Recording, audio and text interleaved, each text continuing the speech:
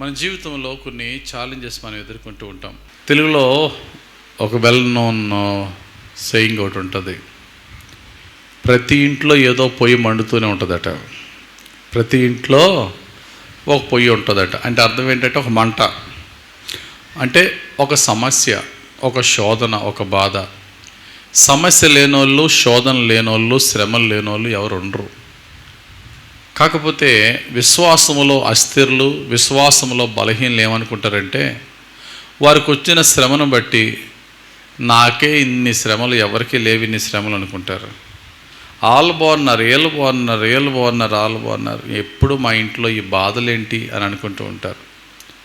కాకపోతే తెలుసుకోవాల్సిన సత్యం ఏంటంటే, మన కంటికి అపర కోటేశ్వర్లుగా ఉన్న ముఖేష్ అంబానీ ఇలాంటి వారు కానీ, లేక ఉన్నతమైన పదవుల్లో ఉన్న నరేంద్ర మోడీ లేక ట్రంప్ లాంటి వాళ్ళు కానీ ఉండవు ఆ శ్రమలు. ప్రతి ఒక్కరికి శ్రమలు ఉంటాయి. కాకపోతే మన శ్రమలు మనకు చాలా పెద్దగా అనిపిస్తూ ఉంటాయి. ఆ శ్రమల్లో, మన బాధల్లో, మనం ఎదుర్కొంటున్న ఇబ్బందుల్లో మనలో వచ్చే ఒక ప్రశ్న ఏంటంటే, ప్రభా నా జీవితంలో ఈ బాధని ఎందుకు అనుమతించావు ప్రభా అని మనం ఒక ప్రశ్న వస్తూ ఉంటుంది.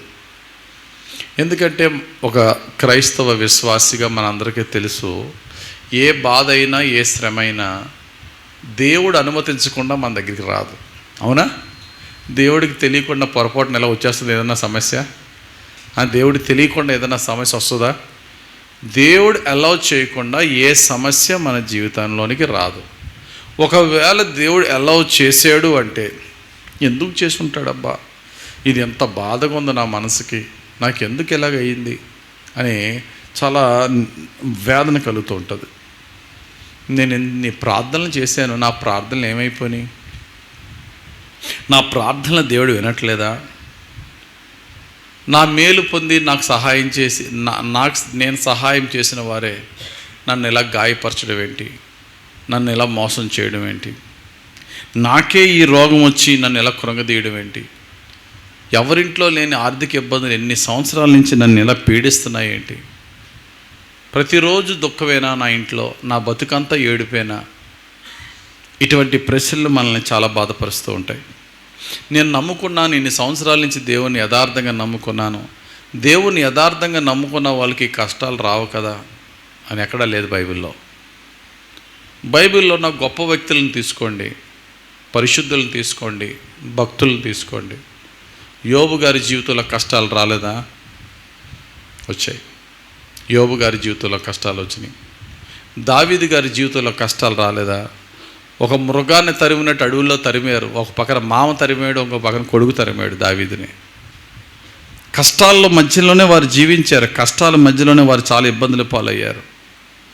యోసేపుని తన సొంత అన్నయ్యలే అన్యాయంగా అమ్మేశారు, మోసం చేశారు. యేసు ప్రభు జీవితకాలం అంతా కూడా సఫరింగే. ఆయన సుఖపడినట్టు, ఎంజాయ్ చేసినట్టు ఎక్కడా లేదు.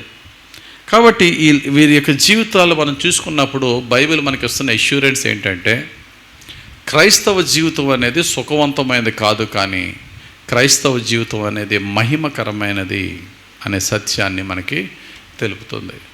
ఎలాగా ఏంటి? దేవుడు మన జీవితంలో కొన్ని శ్రమలు ఎలా చేశాడంటే, ఆ శ్రమ ద్వారా దేవుడు మనల్ని కరెక్ట్ చేస్తున్నాడేమో, ఆ శ్రమ ద్వారా దేవుడు ఏమన్నా ప్రిపేర్ చేస్తున్నాడేమో, ఆ శ్రమ ద్వారా దేవుడు మనల్ని పవిత్రపరుస్తున్నాడేమో, ఆ శ్రమ ద్వారా దేవుడు మనకి నూతన ప్రమోషన్కి ఏదన్నా మార్గాన్ని ఏర్పరుస్తున్నాడేమో, ఆ విధంగా ఆలోచన చేయాలే తప్ప, నాకే ఎందుకు ప్రభు ఈ శ్రమ రప్పించావు, నేనే ఎందుకు ప్రభు బాధపడాలా, ఆ కుటుంబం బాగుంది, ఈ కుటుంబం బాగుంది, ఆ ఇంట్లో సంతోషం ఉంది, నా ఒక్కడి జీవితం ఇలాగ ఎందుకు అయిపోయింది ప్రభు అనే ఆలోచన సర్వసాధారణంగా వస్తుంది. ఒకవేళ ఇక్కడ ఉన్న వారిలో కానీ, వాక్యం ఆన్లైన్లో వింటున్న వారిలో కానీ ఎవరిలో అయినా ఇటువంటి ఆలోచన కనుక వస్తే దేవుడిస్తున్న ఆన్సర్ ఏంటో ఈరోజు తెలుసుకుందాం. ఈరోజు మనం ధ్యానించే వాక్యాంశం ఏంటంటే, ప్రభువా నా జీవితంలో ఈ బాధను ఎందుకు అనుమతించావు అనే ప్రశ్నకి ఒక 7 జవాబులు మనం ధ్యానించుకుందాం. ఆ 7 జవాబులు కూడా మనమే ఆలోచన చేద్దాం. మన ఆలోచనని బైబిల్లో వెతుకుదాం, అది కరెక్టో కాదా అనేది. మొట్టమొదటి ఆలోచన, why God allowed pain in my life. నా జీవితంలో దేవుడు ఈ బాధను ఎందుకు అలౌ చేశాడు, ఎందుకు అనుమతించాడు అనడానికి మొట్టమొదటి ఆన్సర్ ఏంటంటే, చెప్పండి ఒకసారి, మీరే చెప్పండి, నేను చెప్పకముందు. ఈ మొట్టమొదటి రీజన్ ఓన్లీ యథార్థవంతులు, హానెస్ట్ పీపుల్ మాత్రమే చెప్పగలరు. చెప్పండి, నా దేవుడు నా జీవితంలో ఎందుకు ఈ బాధని పంపించాడు, అనుమతించాడు అని ఒకవేళ నిన్ను నువ్వే అడిగావనుకో, ప్రశ్నించుకున్నావు అనుకో, నన్ను నేను ప్రశ్నించుకున్నాను అనుకో, నీకు వచ్చే ఆన్సర్ ఏంటి అంటే చాలా ఉండొచ్చు. అందులో ముఖ్యంగా వచ్చే ఆన్సర్ ఏంటి అనేది ఓన్లీ యథార్థవంతులు, ఓన్లీ విశ్వాసంలో బలంగా ఉన్నవారు మాత్రమే ఈ ఆన్సర్ చెప్పగలరు. ఏం చెప్పండి? విశ్వాసంలో బలపరచడానిక, నా విశ్వాసాన్ని పరీక్షించడానిక, మనం ఆ బాధను ఎక్స్పీరియన్స్ చేసి ఎదుటి వాళ్ళకి చెప్పడానిక, ఇంకా మంచి ఆన్సర్ కావాలా?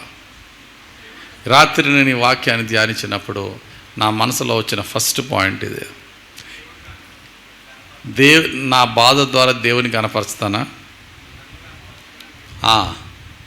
చెప్పండి.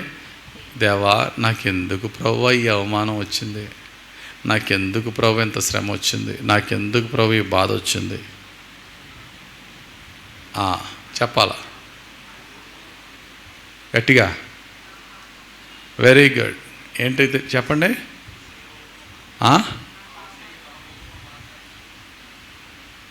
ఐ డిజర్వ్ ఇట్ లార్డ్, నేను దీనికి అర్హుడిని నాయన. First point, I deserve it lord. నాకెందుకు ఈ శ్రమ వచ్చింది అనే ప్రశ్న నాలో వస్తే, నాలో ఉన్న మొట్టమొదటి ఆన్సర్ ఏంటో తెలుసా? నేను దీనికి అర్హుడిని ప్రభువా, నేను దీనికి అర్హురాలను ప్రభువా, ఈ కష్టానికి నేను అర్హుడిని ప్రభువా. బైబిల్లో ఒక ముగ్గురు భక్తుల మాటలు చూద్దాం. కష్టాల్లో వారి కష్టాలను బట్టి ఎందుకు నాకు ఈ శ్రమ వచ్చింది అని వారు యోచించినప్పుడు, ఒక బానిస జీవితం విదేశాల్లో, ఆ రోజుల్లో ఒక దేశం ఇంకో దేశాన్ని జయిస్తే ఆ దేశంలో ప్రజల్ని యుద్ధ ఖైదీలుగా తీసుకెళ్ళిపోయి బానిసలుగా ఉపయోగించుకునేవారు. ఈ బానిస బ్రతుకు ఎందుకు నాకు అని ఆలోచన చేసినప్పుడు ముగ్గురు భక్తులకు వచ్చిన ఆలోచన మనం చూద్దాం. ఒకరు నెహెమ్యా ఏమన్నాడు తెలుసా? ప్రభువా, మాకు కలిగిన ఈ శ్రమను చూసినప్పుడు నీవు న్యాయస్థుడవే. we richly deserve this pain and this suffering. చదవండి ఆ మాట. నెహెమ్యా గ్రంథం 9వ అధ్యాయం 33వ వచనం. నెహెమ్యా గ్రంథం 9వ అధ్యాయం 33వ వచనం ఏముందండి? మా మీదకి వచ్చిన శ్రమలన్నిటినీ చూడగా నీవు న్యాయస్థుడవే. నీవు సత్యముగానే ప్రవర్తించితివి, కానీ మేము దుర్మార్గులమైతిమి. నీవు సత్యంగా ప్రవర్తించావు, కానీ మేమే దుర్మార్గులమైతిమి. మా రాజులు కానీ, మా ప్రధానులు కానీ, మా యాజకులు కానీ, మా పితరులు కానీ నీ ధర్మశాస్త్రమును అనుసరించి నడవలేదు. నీవు వారి మీద పలికిన సాక్ష్యములనైనను నీ ఆజ్ఞలనైనను వారు వినకపోయిరి. ఏమండి, ఇక్కడ భక్తుడైన నెహెమ్యా చాలా యథార్థవంతుడు, నీతివంతుడు, చాలా పవిత్రంగా దేవుని కొరకు జీవించిన వ్యక్తి. ఈ వ్యక్తి ఎవరి పాపాలు తన మీద వేసుకున్నాడు? తన పితరులు, తమ యాజకులు, తమ రాజులు, తమ ప్రధానులు చేసిన పాపాల వల్ల ఈరోజు మేము ఈ బానిస బతుకుతున్నాం. మా ఓళ్ళు పాపాలు ప్రభావం లేదు, మా అన్నాడు, తనతో పాటు కలుపుకున్నాడు లేదా? ఎస్. కానీ అదే నెహెమ్యా కాలంలో ఉన్న యూదులందరూ కూడా చాలామంది ఏం చేస్తారంటే, ఏంటి ప్రభా మాకు ఈ బాధలో, ఎందుకు అనుభవించాలి, ఏంటి అది, మమ్మల్ని పట్టించుకోవా, మమ్మల్ని చూడట్లేదా? దేవుని ప్రశ్నించేవారు, దేవుని నిందించేవారు, దేవుని నిలదీసేవారే తప్ప నిజంగా భక్తుడైనటువంటి నెహెమ్యా, నువ్వు న్యాయస్థుడు ప్రభా, మా పితరులు చేసిన పాపాలకు కానీ, మా కుటుంబస్తులకు అవిధేయత కానీ, మా వ్యక్తిగత జీవితంలో నేను బాధపరిచిన విధానాన్ని బట్టి కానీ మాకు న్యాయమే అన్నాడు. నెహెమ్యా ప్రార్థన నాకు చాలా నచ్చింది. నెహెమ్యా కాంటెంపరీ ఇంకొక ఆయన ఉన్నాడు, నెహెమ్యా కాలంలో ఇంకొక ఆయన ఉన్నాడు. ఎవరండి? ఎజ్రా. ఎవరండి? ఎజ్రా ప్రార్థన ఇంకా బాగా నచ్చింది నాకు. ఫస్ట్ అసలు నెహెమ్యా ప్రార్థనే నచ్చింది. నేను రాత్రి వాక్యం ధ్యానిస్తున్నప్పుడు నాకు నెహెమ్యా ఈ మాట అనడం నాకు తెలుసు, అందుకు నేను రాసుకున్నాను. దీనికి ఇంకా క్రాస్ రెఫరెన్స్ చూద్దాం, ఇటువంటి ప్రార్థన ఎవరికైతే ఉందని చెప్పి. రాత్రి 2-3 అయింది ఆ టైంలో. ఎజ్రా ప్రార్థన చూసినప్పుడు నాకు ఇలా ఫ్లయింగ్ కిస్ ఇచ్చాను అంతే. ఏమన్నావు సోదరా, అద్భుతంగా అన్నావు అన్నాను. ఎజ్రాయే ఎంత బాగా అన్నాడు, నువ్వు న్యాయస్థుడివే, నాకు వచ్చిన కష్టాలకి నేను నిలదీనయ్యా, మా వాళ్ళు చేసిన పనికిమాలిన పనులకి, నేను చేసిన పాపాలకి ఈ కష్టాలు న్యాయమే అన్నాడు. కానీ ఎజ్రా ఏమన్నాడు తెలుసా, ప్రభువా మాకు వచ్చిన కష్టాలని మేము చేసిన పాపాలతో కంపేర్ చేస్తే మాకు తక్కువే ఇచ్చావు ప్రభు నువ్వు కష్టాలు. ఇంకో మెట్టు ఎక్కువ కదా ఇది. చదవండి ఎంత బాగా అన్నాడు ఎజ్రా చేసిన ప్రార్థన. ఎజ్రా గ్రంథం 9వ అధ్యాయం 13వ వచనం. ఎజ్రా గ్రంథం 9వ అధ్యాయం 13వ వచనం చూసినట్లయితే, అయితే మా దుష్క్రియలను బట్టి మా గొప్ప అపరాధములను బట్టి ఈ శ్రమలన్నీ మా మీదకి వచ్చిన తరువాత మా దేవుడవైన నీవు మా దోషములకు రావలసిన శిక్షలో కొంచెమే మా మీద ఉంచి మాకు ఈ విధముగా విడుదల కలుగజేయగా మేము నీ ఆజ్ఞలను మీరి. చూడండి ఎంత చక్కగా అన్నాడు, మా దేవుడైన నీవు మా దోషములకు రావలసిన శిక్షలో కొంచెమే ఇచ్చావు ప్రభువా. ఇంకా యాక్చువల్గా తక్కిళ్ళు వేసి మా దోషాలకు రావాల్సిన శిక్ష కొలిసి ఇచ్చేసామనుకో, చాలా రావాలా, కొంచెమే ఇచ్చావు. చూసారు ఇక్కడ ఎజ్రా యొక్క విశ్వాసం. అందుకని వీళ్ళు గొప్పలు అయ్యారండి. అక్కడ ఆ టైంలో ఎజ్రా నెహెమ్యాలు మాత్రమే బహుగా యథార్థంగా జీవించిన వాళ్ళు. వీళ్ళిద్దరు మాత్రమే పాపాలు ఒప్పుకుని మేము ఈ కష్టాలకు అర్హులం అన్నారు. కానీ దుర్మార్గంగా జీవిస్తున్న వాళ్ళందరూ మాత్రం దేవుణ్ణి ప్రశ్నించేసి, ఏటి ప్రభా ఎప్పుడు తీరుతాయి కష్టాలు, ఏంటి మాకు ఈ బాధలు, మమ్మల్ని చూడట్లేదా, మా ప్రార్థన వినట్లేదా, మా బాధ నీకేమీ లెక్కలేదా. ఇంచుమించు అదే కాలంలో ఇంకో భక్తుడు ఉన్నాడు. ఆ భక్తుడు అంటాడు, నువ్వు న్యాయస్థుడు అయ్యా, సరిగ్గా ఇచ్చావు నాయన. ఎవరో దానియేలు. చదవండి అన్నమాట. దానియేలు గ్రంథము 9వ అధ్యాయం 14వ వచనం. దానియేలు గ్రంథం మీరు గుర్తుపెట్టుకోవాలంటే 3-9 అధ్యాయాలే. Ezra 9 33, Ezra 9:33, Ezra 9:33, sorry Nehemiah 9:33, Ezra 9:13, Daniel 9:14. అంతేనా? రైట్. దానియేలు 9:14 చదివినాను. మేము మా దేవుడైన యెహోవా మాట వినలేదు గనుక ఆయన తన సమస్త కార్యముల విషయమై న్యాయస్థుడయ్యుండి సమయము కనిపెట్టి ఈ కీడు మా మీదకి రాజేసెను. మేము ఆయన మాట వినలేదు గనుక మన దేవుడైన ఎవరండి? న్యాయస్థుడై. Your righteous lord, what you did is right lord, we richly deserve this pain and this persecution lord. మేము ఈ హింసకి, ఈ బాధకి, ఈ శ్రమలకి, ఈ శోధనలకి మేము అర్హులం. చేయవలసిన దుర్మార్గ పనులన్నీ చేసేసాం. కాబట్టి నిజంగా మనలో యథార్థత ఉంటే, హానెస్టీ ఉంటే, ఎందుకు వచ్చింది ప్రభా ఈ పెయిన్ అంటే ఏమనాలా, నేను అర్హుడిని ప్రభా నేను చేసిన తప్పులకి. ఈ పర్టికులర్ విషయంలో నేను పాపం చేయకపోవచ్చు, అంతేనా? ఈ పర్టికులర్ విషయంలో నేను పాపం చేయకపోవచ్చు, కానీ అనేక విషయాలు నేను బాధపరిచి నేను దుఃఖపరిచాను ప్రభా. వాడు దావీదు బెత్షెబాతో వ్యభిచారం చేశాడు, ఉరియాని చంపించాడు, అందులో పాపం. కాకపోతే తర్వాత తన పిల్లలు దాని శాపం అనుభవించి కొట్టుకు చచ్చారా పిల్లలు? ఇతని భార్యలు ఇంకొకళ్ళు పాడు చేయబడ్డారా? కుటుంబం గొడవలు వచ్చినాయా? ఆ టైంలో దావీదు పరిశుద్ధుడు అయి ఉండొచ్చు, కానీ చేసిన పాపం యొక్క కాన్సిక్వెన్సెస్ కదా, అది గుర్తుపెట్టుకోవాలి మనం. ఇప్పుడు నువ్వు నీతిమంతురాలు అయిపోయి ఏటి ప్రభుని దేవుడు నిలదీశాడు కాదు. ఇప్పుడు నేను ఎంత యథార్థంగా ఉన్నానో కాదు, నా పాస్ట్లో నేను చేసిన తప్పులకి ఇప్పుడు నేను ఈ శిక్షకి నేను అర్హుడినేనయ్యా, నా తప్పులకి, నా బలహీనత. అది హానెస్ట్ ఆన్సర్ అనమాట, యథార్థవంతుని యొక్క జవాబు. That's the first thing. ఎందుకంటే ఈ ఆయన ఇలాగ ఇచ్చినప్పుడు మనం తెలుసుకోవాల్సింది ఏంటో తెలిసి ఇందులో ఉన్న another meaning. Now I truly believe you received me as your dear child.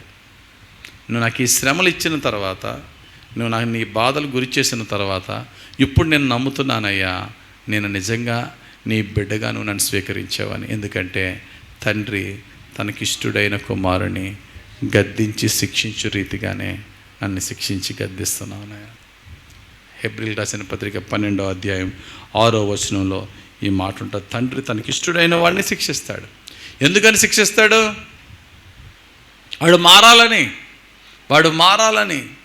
నా తప్పులను బట్టి నువ్వు కొన్ని బాధలు ఎందుకు పెడుతున్నావంటే, ఇప్పుడు అమ్మ నాన్నైతే ఇలా కొడతారు, ఓ బెత్తంతో కొడతారు, చేత్తో కొడతారు. మరి దేవుడు ఎలా కొడతాడు? శ్రమలో శోధనలే దేవుడు కొట్టే దెబ్బలు. అందుకనే కీర్తనగాడు ఎంత చక్కటి మాట చెప్పాడో చూడండి. 119వ కీర్తన 67వ వచనం, సామ్స్ 119 and verse 67 ఏముందండి? కీర్తనలో 119:67, శ్రమ కలుగక మునుపు నేను త్రోవ విడిచితిని, ఇప్పుడు నీ వాక్యం అనుసరించి నడుచుకొనుచున్నాను. ప్రభువా, శ్రమ కలగక మునుపు విచ్చలవిడిగా తిరిగేశాను ప్రభువా.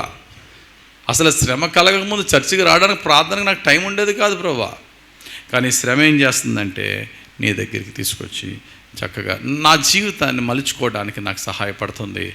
కనుక ఒక తండ్రిగా నన్ను కొట్టావు, ఒక తల్లిగా నన్ను శిక్షిస్తున్నావు.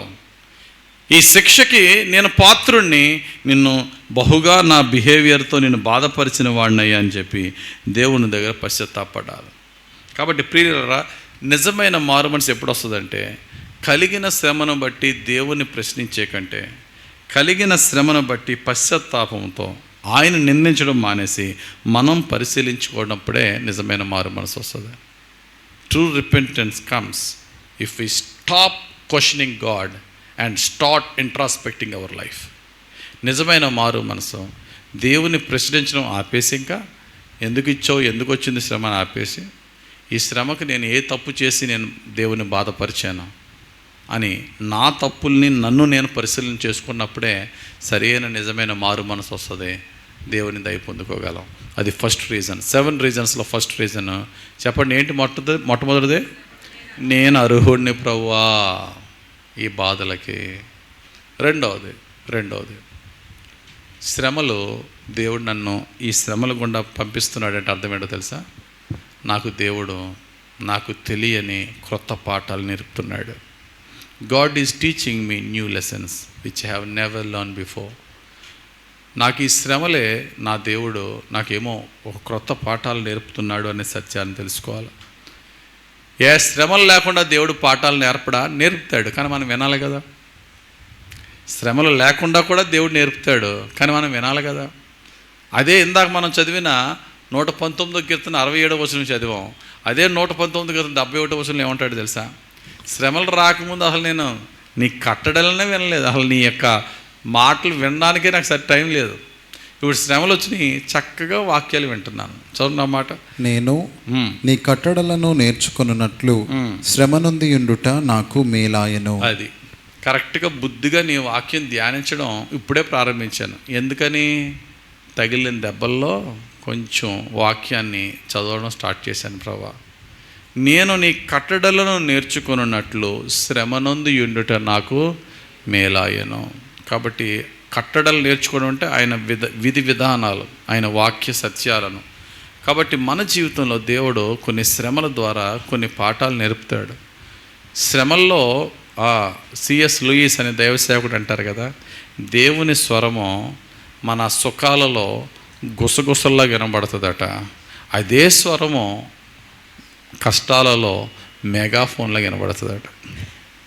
ఆయన స్వరంలో మాడ్యులేషన్ ఏమీ లేదు. ఇప్పుడు అలాగే చెప్తాడు. కాకపోతే అప్పుడేమో గుసగుసల్లా వినబడతాయి. మనం బిజీగా ఉంటాం మన ప్లెజర్స్లో. ఇప్పుడు బిజీ ఏమీ లేదు, దిక్కులేరులాగా అలా ఉంటున్నాం. ఇప్పుడు అదే స్వరము చక్కటి మెగాఫోన్లా వినబడుతుంది శ్రమలు. కనుక శ్రమ నుండి ఉండటం నాకు మేలాయను. యేసు ప్రభుకి మనల్ని అందరినీ కూడా, యేసు ప్రభు దేవునికి మనము విశ్వాసులుగా ఉంటే ఇష్టమా, శిష్యులుగా ఉంటే ఇష్టమా? గ్రేట్ కమిషన్ ఏంటి? యేసు ప్రభు తన శిష్యులకు చెప్పింది, మీరు సర్వలోకమునకు వెళ్ళి సర్వ సృష్టికి సువార్త ప్రకటించి శిష్యులను తయారు చేయమన్నాడు, విశ్వాసులు తయారు చేయమన్నాడా? శిష్యులు తయారు. కానీ శిష్యుడిగా ఉండవలసిన ప్రతి వ్యక్తి కూడా ముందు స్టార్టింగ్ స్టేజ్ విశ్వాసిగానే ఉంటాడు. ప్రభుని విశ్వసిస్తాడు, తర్వాత శిష్యుడిగా మారుతాడు. ఈ యొక్క ట్రాన్స్లేషన్ పీరియడ్ ఉంటుంది చూసారండి. From believer to a disciple. అది ఎలాగంటే ఈ శ్రమల ద్వారానే జరుగుతుంది. అది బెస్ట్ ఎగ్జాంపుల్. 40 సంవత్సరాలు మోషే ప్రిన్స్లా బ్రతికాడు, రాకుమారులా బ్రతికాడు. మోషే జీవించిన కాలం 120 సంవత్సరాలు. 120 సంవత్సరాలని 43 భాగాలు చేస్తే మొదటి 40 సంవత్సరాల్లో మోషేకి బాధ, శ్రమ అయేమీ లేవు. రాయల్గా బ్రతికాడు. 40 సంవత్సరాల తర్వాత సత్యాన్ని తెలుసుకున్నాడు. అతడు నిజమైన దేవుడు యెహోవా అని, అతడు ఐగుప్తీయుడు కాదని, హెబ్రీల బానిస సంతానానికి చెందినవాడని తెలుసుకున్న తరువాత దేవుడు అతన్ని బిలీవర్ నుండి డిసైపుల్గా, విశ్వాసి నుండి శిష్యుడుగా, ఆయన సేవకుడిగా మార్చుకోవడానికి మోషేని ఎక్కడ పంపాడు దేవుడు? 40 సంవత్సరాలు మిద్యాన్ అరణ్యంలో ఉన్నాడు. ఎలా ఉన్నాడు? అక్కడ రాజుగా ఉన్నాడా లేదా? అక్కడ రాజు ఏంటి? గొర్రెల కాపురిగా ఉన్నాడు. గమనించండి, గొర్రెల కాపురైన దావీదు రాజు అయ్యాడు, అంతేనా? గొర్రెల కాపురైన దావీదు రాజు అయ్యాడు. రాకుమారుడుగా బ్రతికిన మోషే గొర్రెల కాపురి అయ్యాడు. ఏది కష్టం? రెండాటిల్లో ఏ లైఫ్ డిఫికల్ట్? ఎండలో పనిచేస్తున్నాడు ఏసీ రూమ్లో చక్కగా సుఖపడగలడు. రివర్స్ అయితే ఏసీలో సుఖపడినాడు ఎండలో పని చేయమంటే అంత కష్టం. మోషే గొర్రెలు కాసుకోవడం. 40 సంవత్సరాలు సుఖపడ్డ మోషే జీవితంలో విపరీతమైన శ్రమలు, విపరీతమైన కష్టాలు. అక్కడ గొర్రెలు కాసుకుంటే మిద్యాన్ అరణ్యంలో అక్కడ చాలామంది ఉంటారు. వాళ్ళందరూ మోషేని రెస్పెక్ట్ చేస్తారు లేదా? సార్ అయ్యగారు నమస్కారం అని అంటారు. ఏంటి చాలా ఒక స్ట్రేంజర్ని బయటోడు ఎవడో మా ఊరు వచ్చాడని చెప్పి జస్ట్ ఒక గడ్డి పరకని పీకి పడినట్టు పాడేస్తారు పక్కన, లెక్క చేయరు మోషేని. కానీ 40 సంవత్సరాలు ఎటువంటి రాయాలిటీ అనుభవించాడు మోషే. ఆయన వస్తుంటే అందరూ శాల్యూట్ కొట్టడం. ఇప్పుడు మోషే ఎవరు బాబు నేను ఏమనుకున్నారా అని చెప్పిన వాళ్ళు నమ్ముతారా? నేను ఎంత రాయల్ ఫ్యామిలీకి చెందిన నమ్ముతారా? ఆ హ్యూమిలేషన్, ఆ యొక్క పెయిన్, సఫరింగ్, ఆ పావర్టీ అన్నీ 40 సంవత్సరాలు అనుభవించేటప్పటికి ప్రిన్స్లీ ప్రైడ్ కనుమరుగైపోయేంతవరకు దేవుడు రుబ్బేసాడండి అరణ్యంలో. అప్పుడు మోషే అనుకోవచ్చు, ఏంటి ప్రభువా నాకు ఈ బాధ, ఏంటి ప్రభువా నాకు ఇది. మోషేకి తన పెయిన్ని నిజంగా అర్థం చేసుకునేవాడు కూడా ఎవడు లేడు అక్కడ. ఇప్పుడు మోషే గురించి ఏమైనా తెలిస్తే ఎటువంటి బ్రతుకు మోషే నువ్వా ఇది అంటారు. అసలు మోషే గురించి ఏమీ తెలియనప్పుడు ఏం కావాలి, ఈ దొంగడేమోరా మా నూరు వచ్చాడు అనుకుంటారు తప్ప మోషే గారిలో ఉన్న గొప్పతనం ఏమి ఎవరికి తెలుసు. కానీ గమనించండి ప్రియులారా, ఆఫ్టర్ 40 years ఆ యొక్క పెయిన్, సఫరింగ్ తర్వాత మోషే ఎలా ప్రమోట్ అయ్యాడు? Mighty disciple of God. దేవుని యొక్క బలమైన సేవకునిగా మారాడు. దేవుని బలమైన సేవకునిగా మారిన తర్వాత ఏంటి? పరీక్ష. ఇంకో 40 సంవత్సరాలు టెస్ట్. ఫస్ట్ 40 సంవత్సరాలు ప్లెజర్, అంతేనా? తర్వాత 40 సంవత్సరాలు ఏంటి? ప్రిపరేషను. ఇంకో 40 సంవత్సరాలు నువ్వు సంవత్సరం అంతా చదివిన తర్వాత లాస్ట్లో ఏం రాయాలా? ఎగ్జామ్ రాయాలా విద్యార్థి. సంవత్సరం ప్రిపరేషన్ ఉంటుంది, 6 రోజులు పరీక్షలు ఉంటాయి. కానీ మోషేకి 40 సంవత్సరాల ప్రిపరేషను, 40 సంవత్సరాల పరీక్ష. ద్వితీయోపదేశకాండం 8వ అధ్యాయం 2వ వచనం చదవండి ఒకసారి. ద్వితీయోపదేశకాండం 8వ అధ్యాయం 2వ వచనం. మరియు నీవు ఆయన ఆజ్ఞలను గైకొందువో లేదో నిన్ను శోధించి నీ హృదయములోనున్నది తెలుసుకొనుటకు నిన్ను అణుచు నిమిత్తము అరణ్యములో ఈ 40 సంవత్సరములు నీ దేవుడైన యెహోవా నిన్ను నడిపించిన మార్గం అంతటి నీ జ్ఞాపకము చేసుకొనుము. చూడండి, ఇక్కడ నీవు ఆయన ఆజ్ఞలను గైకొందువో లేదో, నీకు ఆల్రెడీ ట్రైనింగ్ ఇచ్చాను, ప్రిపరేషన్ ఇచ్చేసాను, ఆజ్ఞలు ఇచ్చాను. ఇప్పుడేంటి? ప్రాక్టికాలిటీ అనమాట. గైకొందువో లేదో శోధించి నీ హృదయములో ఉన్నది తెలుసుకున్నటకు నిన్ను అణుచు నిమిత్తము. ఏంటి చెప్పండి గట్టిగా? అనచడం అనేది సుఖంగా ఉంటుందా, ఇబ్బందిగా ఉంటుందా? ఈ అనచడం ఏదన్నా బాధే. ఏటి ప్రభా నా కుటుంబంలో ఇలాగ అణిచివేయబడుతున్నాను, నా ఉద్యోగంలో, నా ఆఫీసులో అందరూ కూడా నన్ను తొక్కేస్తున్నారు ప్రభా, నా బిజినెస్లో అందరూ ఒకటైపోయి నన్ను కార్నర్ చేశారు ప్రభా, ఏంటి ప్రభా నాకు ఈ ఒంటరి జీవితం, దేవుడు కావాలని కొన్నిసార్లు మన జీవితంలో అటువంటి రప్పిస్తాడు. అవి మనకి అద్భుతమైన పాఠాలు నేర్పుతాయి. మోషేని గ్రేట్ లీడర్ని చేశాయి. అనుచు నిమిత్తము ఒక్కొక్కసారి మనం హెచ్చిపోతూ ఉంటాం అన్నమాట. నేను అత్యధికముగా హెచ్చిపోకుండా నిమిత్తము నా శరీరంలో ముళ్ళు పెట్టాడట పౌలు గారికి లెసన్ ఏం పెట్టాడు దేవుడు? ముళ్ళు ద్వారా, ఆ ముళ్ళు అనే పెయిన్ ద్వారా అద్భుతమైన పాఠాలు నేర్పాడు. ఏంటి ఆ పాఠం? 3 పాఠాలు నేర్పాడు. ఆ ముళ్ళు పెట్టి పౌలు గారికి 3 పాఠాలు నేర్పాడు. మనకి ముళ్ళు పెట్టకుండా ఆయన ముళ్ళు ద్వారా మనకు ఆ 3 పాఠాలు నేర్పుతున్నాడు. పౌలు గారి ముళ్ళు మనకి 3 పాఠాలు నేర్పుతుంది. నెంబర్ 1, ముళ్ళును చూడొద్దు. నెంబర్ 2, నా కృప ముళ్ళున్నప్పటికీ నా కృప నీకు చాలును. నెంబర్ 3, నీ బలహీనతలో నా శక్తి పరిపూర్ణమవుతుంది. పోయిన వారం మన ఏరియా సర్కిల్ ఇన్స్పెక్టర్ గారు ఇంటికి వచ్చారు చిన్న పని మీద.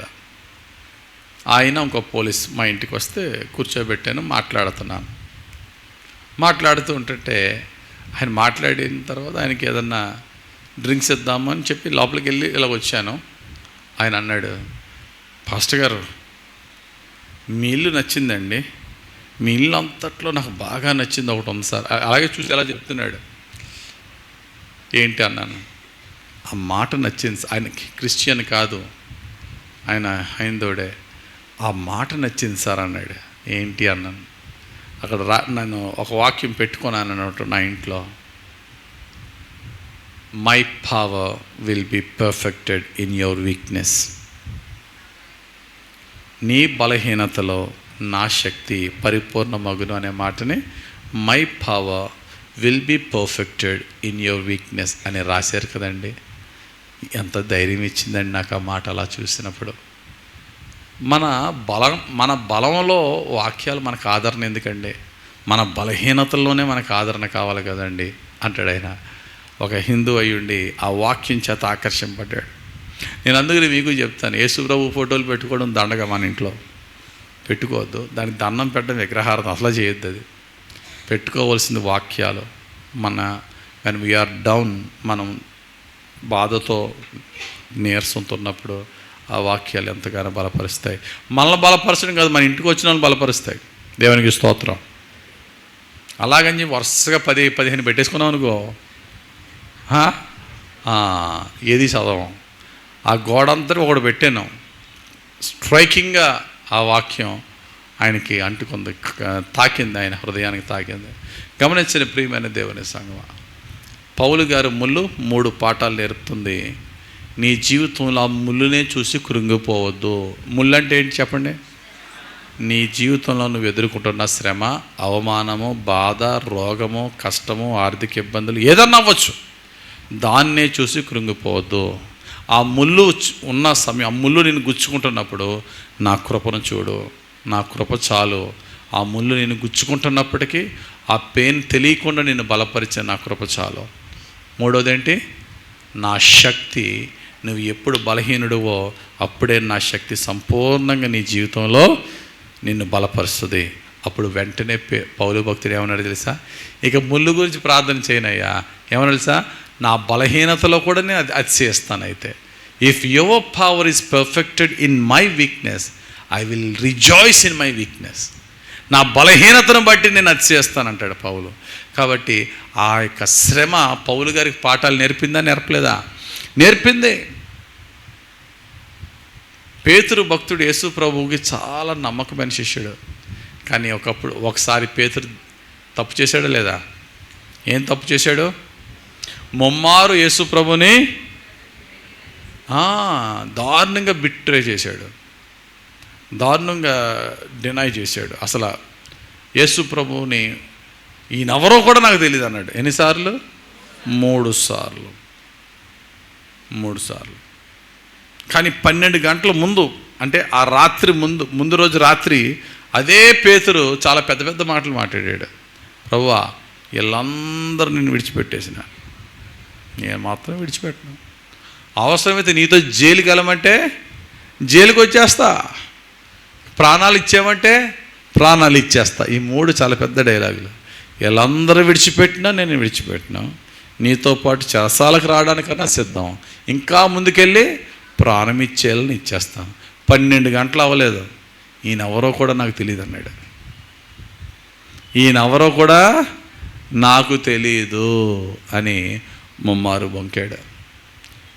గమనించండి, పౌలు గారి యొక్క పేతురు గారి యొక్క మాటల్లో క్లియర్గా మనకు కనబడింది ఏంటి చెప్పండి? సెల్ఫ్ కాన్ఫిడెన్స్, తన మీద తనకున్న కాన్ఫిడెన్స్ అన్నమాట. మనకు ఉండవలసింది సెల్ఫ్ కాన్ఫిడెన్స్ కాదు, కాన్ఫిడెన్స్ ఇన్ గాడ్.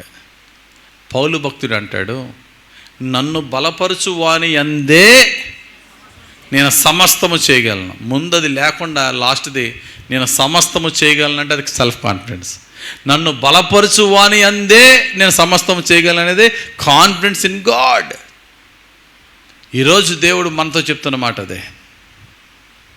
ప్రతి శోధన మనకు పాఠాలు నేర్పుతాయి, ప్రతి బాధ పాఠాలు నేర్పుతాయి.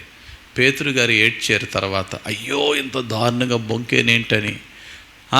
ముందు ఆయన సెల్ఫ్ కాన్ఫిడెన్స్ కనబడింది. లోకాసువార్త 22వ అధ్యాయం 31 నుండి 34 వచనాల్లో ఆయన సెల్ఫ్ కాన్ఫిడెన్స్ చూపించాడు. లోక 22, 31, 34.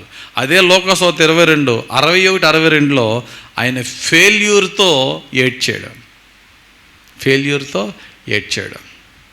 కానీ ఫెయిల్యూర్తో కృంగిపోయిన అదే పేతురు దగ్గరికి యేసు ప్రభు 3 సార్లు నన్ను ప్రేమిస్తున్నావా అని అడిగి పేతురుని ఏం చేశాడు? యేసయ్య సంఘం మీద లీడర్ని చేశాడు. యోహాను సువార్త 21వ అధ్యాయం 15 నుంచి 17 వరకు. యోహాను సువార్త 21, 15 నుంచి 17 వరకు. ఈ 3 చూడండి ఒకసారి. Overconfidence or self confidence followed by failure. కానీ దేవుడు అక్కడ ఆపేయలేదు, అద్భుతమైన పాఠాలతో రెస్టోర్ చేశాడు. ఇక జీవితంలో ఎన్నడూ కూడా పేతురులో అటువంటి మాటలు గబుకుని రాలే. ఏం నేర్చుకున్నాడంటే హంబుల్గా తన్ను తాను తగ్గించుకొని దేవుని మీద డిపెండ్ అవుతూ తన తోటి వారిని బలపరచడానికి యేసు ప్రభుందే అన్నాడు, నీవు బలపడిన తర్వాత సహోదరులను బలపరచు. నేనే ప్రభుని తృణీకరించి ప్రభుని డినై చేసిన వాడిని కదా.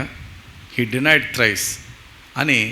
ఎప్పుడైతే ఆ పాపము ఆ లోపం ఆయనలో ఉందో బలహీనుల పట్ల ఇంకేం కలుగుతుంది చెప్పండి? జాలి కలుగుతుంది. నేనే అటువంటి జీవితంలోంచి వచ్చినోడిని కదా అనే జాలి కలుగుతుంది. హ్యూమిలేషన్, తను తగ్గించుకునే జీవితం ఉంటుంది. కాబట్టి ప్రియులారా, ఈ విధంగా మనం చూసినట్లయితే మన బాధలో, మన కష్టాలు అద్భుతమైన పాఠాలు నేర్పుతాయి. మోషేకి పాఠాలు నేర్పాయి, పేతురికి పాఠాలు నేర్పాయి, పౌలుకి పాఠాలు నేర్పాయి. నీకు నాకెందుకు నేర్చుకోలే కానీ. కాబట్టి 2 విషయాలు ధ్యానించుకున్నాం. శ్రమలు మనం మన పాపములను బట్టి శ్రమలకు మనము పాత్రులము. 2, శ్రమలు మనకు వచ్చిన శ్రమలు, బాధలు, అవమానాలు ఎందుకండి? ఆయన క్రొత్త పాఠాలు మనకి నేర్పడానికి కొన్ని శ్రమలను దేవుడు ఆయన స్పెషల్ క్లాసెస్గా దేవుడు ఇస్తాడు మనకు అనమాట. 10th క్లాస్లో, ఇంటర్మీడియట్లో స్పెషల్ క్లాసులు ఉంటాయి. ఎగ్జామ్స్ వచ్చేస్తున్నప్పుడు అందులో ఇంపార్టెంట్ క్వశ్చన్స్ నేర్పుతానంటారు. అలాగా శ్రమలు ఏంటి చెప్పండి? స్పెషల్ క్లాసులు మనకి కొన్ని కొత్త విషయాలు నేర్చుకోవడానికి. ఇక 3వది చూసినట్లయితే, 3వది శ్రమలు, శోధనలు ఎందుకు దేవుడు రప్పిస్తాడంటే మన శత్రువుల కంటే మనల్ని హెచ్చించడానికి శ్రమలు, శోధనలు రప్పిస్తాడు దేవుడు. శ్రమల ద్వారా to lift us up above the people who suffer us, who torture us. మనల్ని ఎవరైతే అనగగొట్టడానికి, ఎవరైతే బాధించడానికి, ఎవరైతే మనల్ని ఇబ్బంది పెట్టడానికి ట్రై చేసి మన శత్రువులుగా ఉంటున్నారో వాళ్ళందరిలో మనల్ని హెచ్చించడానికి దేవుడు శ్రమను పంపిస్తాడు. చదవండి ఆ మాట. కీర్తనల గ్రంథము 27వ కీర్తన 5, 6 వచనాలు మనం చూస్తే, కీర్తనల గ్రంథము 27వ కీర్తన 5, 6 వచనాలు. ఆపత్కాలమున ఆయన తన పర్ణశాలలో నన్ను దాచును. ఆపత్కాలమున ఆయన తన పర్ణశాలలో నన్ను దాచును. ఎవరు ఆపత్కాలమున? మన ఆపత్కాలమున. అప్పుడు ఆయన మనల్ని దాచుతాడు. నెక్స్ట్, తన గుడారపు మాటున నన్ను దాచును. ఆశ్రయదుర్గము మీద ఆయన నన్ను ఎక్కించును. ఇప్పుడు నన్ను చుట్టుకొని ఉన్న నా శత్రువుల కంటే ఇప్పుడు నన్ను చుట్టుకొని ఉన్న నా శత్రువుల కంటే ఎత్తుగా నా తల ఎత్తబడును. ఎత్తుగా నా తల ఎత్తబడును. ఎప్పుడు? శ్రమల తర్వాత. శ్రమల ముందు మనకు అర్థం కాదు. ఏంట్రా ఇంతమంది శత్రువులు ఉన్నారు, నాకు నా పక్షంగా ఎవడు లేడేటి, నేను ఏకాకి, నా బతుకు సోలో ఫైట్ అయిపోయిందేటి, వీళ్ళలో చాలామందికి నేను హెల్ప్ చేశాను, ఒక్కడు నా పక్షంగా లేడేటి, ఏంట్రా బాబు నా బతుకు ఎలాగైపోయింది అని అనుకుంటుంటే ఆ శ్రమల స్టార్టింగ్లో అలా ఉంటుంది. కానీ శ్రమలు ఎండ్ అయ్యేటప్పటికి ఏమవుతుంది తెలుసా? శ్రమల స్టార్టింగ్లో ఎలా చూస్తావు నీ శత్రువులు అందరూ ఎంతమందా అని, శ్రమలు ముగిసేటప్పటికి దేవుడు ఏం చేస్తాడు? ఆయన ఆశ్రయదుర్గం మీద ఎక్కించుకుంటాడు. ఆయన ఎత్తైన కొండ మీద మనల్ని నిలబెడతాడు. మన శత్రువులందరూ కూడా మనం కిందకి చూడాలంటే వాళ్ళకంటే ఎత్తుగా నా తల పైకి ఎత్తును. దేవునికి స్తోత్రం. అంటే అర్థం ఏంటి? More honour, more glory, more authority, more power, more blessing. చెప్పండి, హామాన్ అనేవాడు లేకపోతే మొర్దెకై భవిష్యత్తు ఏమై ఉండేది? సీనియర్ గేట్ మ్యాన్గా రిటైర్ అవుతాడేమో, లేక సూపర్వైజర్గా గేట్ మ్యాన్కి సూపర్వైజర్గా రిటైర్ అవుతాడేమో, ప్రమోషన్ వచ్చి. హామాన్ అనేవాడు లేకపోతే ఎస్తేరు గ్రంథంలో హామాన్ అనే మహామంత్రి గేట్ మ్యాన్ అయిన మొర్దెకై మీద అన్యాయంగా పగపెట్టుకోవడం వల్ల ఆ శ్రమ మొర్దెకైని బహుగా కృంగదీసింది. కానీ ఆ స్టోరీ అంతా మనకు తెలుసు. ఆ స్టోరీ ఎండ్ అయ్యేటప్పటికి హామాను దుర్మార్గత రాజుకి తెలిసి హామాను ఉరి చంపి ఆ పోస్ట్ని ఎవరికి ఇచ్చారో? మొర్దెకైకి ఇచ్చాడు. వీడి స్టేటస్ చూసుకోలేదు. నేను మహామంత్రిని, నా స్టేటస్ తగ్గట్టుగా నేను దెబ్బలాడాలా, ఆ గేట్ మ్యాన్ గాడి మీద నా కోపమేటి అని యోచించుకోలేదు. స్టేటస్ని ఎలా చూసుకున్నాడు తెలుసా? గేట్ మ్యాన్ గాడితో నాకెందుకు పని అనుకోలేదు, గేట్ మ్యాన్ గాడి జాతినే లేపేద్దాం నా స్టేటస్కి అనుకున్నాడు. నా స్టేటస్కి వాడిని ఒక్కడనే చంపడం చాలా తక్కువ, ఆడి జాతినే లేపేయడం అనేది మన స్టేటస్కి ఈక్వలెంట్ అనుకుని చేశాడు. చివరికి మనకు తెలుసు దేవుడు దాన్ని ఎలా మార్చాడో. కానీ మొర్దెకై స్టార్టింగ్లో హామాను చూచి, ప్రవ్వా ఎందుకు ప్రవ్వా ఇటువంటి వాడు నాకు పెట్టావు అని ప్రార్థన చేసి ఉంటాడు, చేసి ఉండడా? చెప్పండి. హామాను బట్టి మొర్దెకై ఎందుకు ప్రభు అంటోడు నాకు పెట్టాను ప్రార్థన చేస్తాడు, చేయడా? 100% చేస్తాడు. వేదన గురవుతాడు, ఇటువంటి లీడర్ నాకు ఎందుకు ఉన్నాడని. కానీ ఆ తర్వాత తెలిసింది దేవుడు ఆడిని పెట్టడం కారణం ఏంటంటే నా ఊహకు మించిన స్థితికి నన్ను ఎలివేట్ చేయడానికే దేవుడు ఆడిని పెట్టాడు. చెప్పండి, రాజైన సౌలు దావీదుని ఎందుకు చంపుదామని ట్రై చేశాడు చెప్పండి?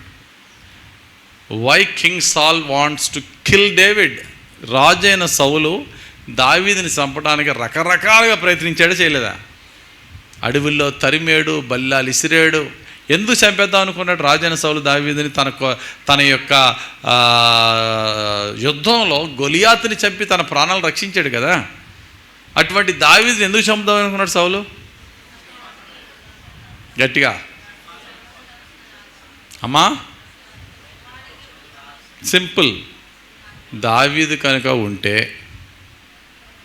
తర్వాత నా కొడుకు రాజు అవ్వడో, ఈ దావీదు రాజు అయిపోతాడు. యోనాతాను కంటే దావీదే విషయం ఉన్నవాడు. యోనాతాన్ రాజుని చేయాలంటే దావీదుని చంపేయాలి, అంతేనా? దానికంటే ముందు జలసీ వచ్చిందనుకో, ఇశ్రాయేలు స్త్రీలందరూ కూడా దావీదుని ఎక్కువ పొగిడారని ఆ జలసీతో చంపడం కాదు, కానీ మెయిన్ దావీదుని చంపేయడానికి కారణం యోనాతాన్ రాజుని చేయడానికి. ఇప్పుడు చెప్పండి, అదే దావీదుని సౌలు ప్రేమతో చూసుకున్నాడు అనుకోండి. సౌలు చచ్చిపోయిన తర్వాత దావీదు ఏం చేతుడు? యోనాతాన్ని తన ప్రాణ స్నేహితుడిని సింహాసనం మీద కూర్చోబెట్టేవాడు రా దావీదు. దావీదుకి యోవాబు ఎలా ఉన్నాడో, యోనాతానా నువ్వు సింహాసనం మీద ఉండు, నేను నీ రైట్ హ్యాండ్గా ఉంటాను అంటాడు. దావీదుని ప్రేమగా సౌలు చూసుకుంటే చచ్చేంత వరకు సౌలే రాజు. 40 సంవత్సరాలు కదా, 60 సంవత్సరాలు ఏలేదుడు. ఆ తర్వాత యోనాతాను ఏలుదుడు. కానీ అంత బ్రాడ్ మైండ్ లేదు.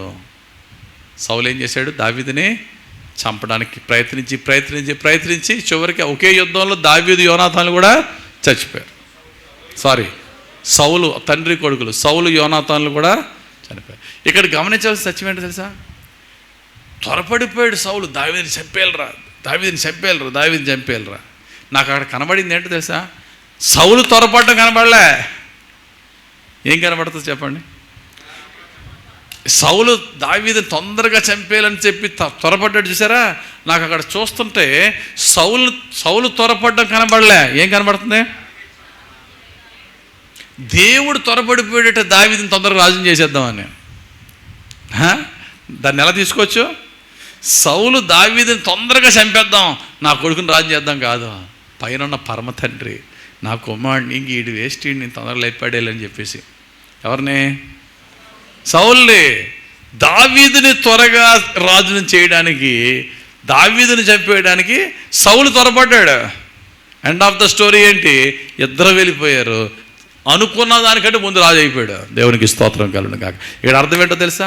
నీ శత్రువు నిన్ను నాశనం చేయడానికి త్వరపడుతున్నాడు అంటే అర్థం ఏంటంటే, నువ్వు యెహోవా నీడలో నువ్వు ఉన్నంతకాలం, నువ్వు ఆయన నీడలో విశ్రమించినంత కాలము వాడు ఎంత త్వరపడుతున్నాడో నీకు అంత తొందరగా ప్రమోషన్ వస్తుంది. దేవునికి స్తోత్రం కలుగును గాక. Don't worry.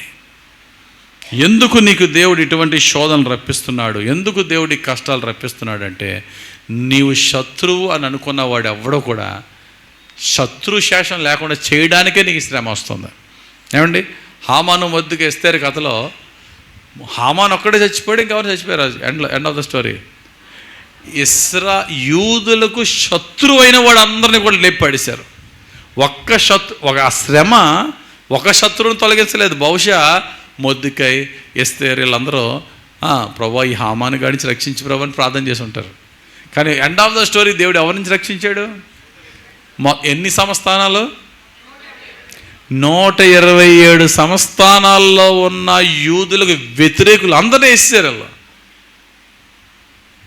అంటే నీ జీవితంలో ఎంత పెయిన్ వచ్చిందో అంత అద్భుతమైన మహిమ మేనిఫెస్టేషన్ అవుతుంది. కాబట్టి 3 విషయాలు తెలుసుకున్నాం. ఒకటి, ఆ శ్రమలకి నేను అర్హుడిని ప్రభువా. 2, శ్రమలు నాకు తెలియని క్రొత్త పాఠాలు నేర్పి నన్ను సరిచేస్తున్నాయి. 3, ప్రతి శ్రమ నన్ను ఏం చేస్తుంది? నా శత్రువుల కంటే హెచ్చుగా, నన్ను అనర్చడానికి ట్రై చేసిన వారికంటే హెచ్చుగా నన్ను హెచ్చిస్తుంది. దేవునికి స్తోత్రం కలుగును గాక. 4వ కారణం ఏంటంటే, శ్రమ మనల్ని దేవుని మీద ఆధారపడే వారిగా చేస్తుంది. శ్రమ ఏం చేస్తుంది? దేవుని మీద ఆధారపడే వారిగా చేస్తుంది. మన జీవితంలో దేవుడు మనల్ని దీవించిన తర్వాత, మనకు వచ్చిన ఉద్యోగాన్ని బట్టో, మన పిల్లలు సెటిల్ అయిపోయిన జీవితాన్ని బట్టో, మన వ్యాపారం బాగానే ఉండడం బట్టో మనం ఏమవుతామంటే కొంచెం నాకేం పర్వాలేదు అనే స్థితిలో ఉంటాం. ఇంకా ఎక్కువ డబ్బు ఉందనుకో, ఇంకా ఎక్కువ పదవి వచ్చిందనుకోండి, నన్ను ఎవడ తాగలడో, నాకేమీ పర్వాలేదులే అనే స్థితి నుంచి నా ముందు ఎవడు నిలబడగలడు, అదేనా? అలాగ గర్వం పెరిగిపోతూ ఉంటుంది మనలో. కానీ దేవుడు ఎవరిని ఎలా కొట్టాలో కొడతాడు. ఇప్పుడు ముఖేష్ అంబానీ ఉన్నారనుకోండి, ఆయనకి ఆర్థిక ఇబ్బందులకి డిక్షనరీలో ఆయనకి అర్థం తెలియదు. కాబట్టి ఆయన బాధ కలిగించాలంటే ఆర్థిక ఇబ్బందులే అక్కర్లేదు, అనారోగ్యానికి బాగా తెలుసు ఆయన డిక్షనరీలో. మనకు తెలియని మీనింగ్స్ అని ఆయనకు తెలుసు, అంతేనా? అనారోగ్యం ఎంత బాధపరుస్తుందో మనకి మన పిల్లలకి తెలియని బాధ ముఖేష్ అంబానీకి ఆయన పిల్లలకి తెలుసు. ఎవరిని ఎలా బెండు వంచాలో దేవునికి తెలుసా తెలీదా? సుఖపెట్టడం తెలుసు, బాధ పెట్టడం తెలుసు. అటువంటి కష్టాల్లో మన మోకాలు ఎలా వంగాలో, ఎలా వంచాలో దేవునికి తెలుసు. నాకు వచ్చిన అధికారాన్ని బట్టి, లేక నాకున్న డబ్బును బట్టి నేను చాలా నాకేంటి అనుకున్నప్పుడు దేవుడు వెంటనే నా మోకాలు వంచి ఆయన దగ్గరికి ఎలా తేవాలో ఆయనకు తెలుసు. నాకు ఆడున్నాడు ఈడున్నాడు అని అనుకుంటాం ఒక్కొక్కసారి, వాళ్ళెవ్వరూ కూడా ఏం చేయలేరు. ఇప్పుడు హెల్త్ బాగోకపోతే డబ్బు ఏం చేయగలదు, మినిస్టర్లు ఏం చేయగలరు. అందుకనే బైబిల్ చెప్తుంది, మనుషులు నమ్ముకున్నట్టు కంటే యెహోవాను ఆశ్రయించుట మేలు, రాజులు నమ్ముకున్నట్టు కంటే యెహోవాను ఆశ్రయించడం మేలు 118వ కీర్తన 8-9 వచనాలు ఉంటుంది కదా. యేసు ప్రభు డైరెక్ట్గా చెప్పాడు, నాకు వేరుగా ఉండి నీవు ఏమీ చేయలేవు. యోహాను సువార్త 15వ అధ్యాయం 5వ వచనం. నాకు వేరుగా ఉండి నువ్వు ఏమీ చేయలేవు, నువ్వు చేసేది ఏమీ లేదు. దేవా నీవే నా ఆధారం అని చెప్పి ఆయన పాదాల దగ్గరికి వచ్చే ఇలా చేసేది శ్రమ. భక్తుడైన యెహోషాపాతు చిన్న రాజుగా ఉన్నాడు. అటువంటి చిన్న యోధా రాజుగా ఉన్న యెహోషాపాతు మీదకి మూడు రాజ్యాలు కలిసి ఒకేసారి అటాక్ చేసినాయి. యెహోషాపాతు 3 ముక్కలు ప్రార్థన చేశాడు. 3 సెంటెన్సులు ఏంటి? నెంబర్ 1, నాకేం చేయాలో అర్థం కావట్లేదు. నెంబర్ 2, నా శక్తి వాళ్ళతో దెబ్బలాడడానికి సరిపోదు. నెంబర్ 3, నువ్వే నా దిక్కు. ఫినిష్. వాళ్ళతో దెబ్బలాడడానికి నాకు శక్తి సరిపోవట్లేదయ్యా, నాకేం చేయాలో అర్థం కావట్లేదు ప్రభా, నువ్వే నా దిక్కు. ఆ తర్వాత ఆ యుద్ధంలో ఏమైందో మనకు తెలుసు. ఎంత గొప్పగా దేవుడు ఆ రాజుల నుంచి యెహోషాపాతుని తన దేశాన్ని రక్షించి తన ఊహకు మించిన స్థితికి దేవుడు ఎంత హెచ్చించాడో మనకు తెలుసు. ఆ యుద్ధం జరగకముందు యెహోషాపాతు స్థితి, యుద్ధం అయిపోయిన తర్వాత యెహోషాపాతు స్థితి ఎన్ని రెట్లు దేవుడు హెచ్చించాడో మనకు తెలుసు. మనం చేయవలసింది ఏంటంటే విశ్వాసంతో ఆయన వైపు చూస్తూ ముందుకు సాగిపోవడమే, ధైర్యంగా ఆయన వైపు చూస్తూ ముందుకు సాగిపోవడమే. దేవా నన్ను హెచ్చించేవాడు నువ్వు ఉన్నావు, నీ మీద ఆనుకుంటున్నాను. Dependency, complete dependency on God. నీవే నా ఆధారము, నీవే నా దిక్కు, నీవే నా ఆశ్రయం ప్రభా, నీవే నా కొండ, నీవే నా దుర్గం. నాకు సహాయం చేసే మా డాడీ, మమ్మీ, అన్నయ్య, తమ్ముడు, అక్క, బావ, మామ అందరు ఉండొచ్చు, కానీ నేను వాళ్ళ మీద ఆధారపడను ప్రభా. వాళ్ళ చేయలేని కష్టం వచ్చినా, వాళ్ళెవ్వరు ఏమి సహాయం చేయలేని కష్టం వచ్చినా, లేక సహాయం చేయగలిగే స్థితిలో వారు ఉన్నా, నా కన్నులు నీ వైపే చూస్తాయ్యా.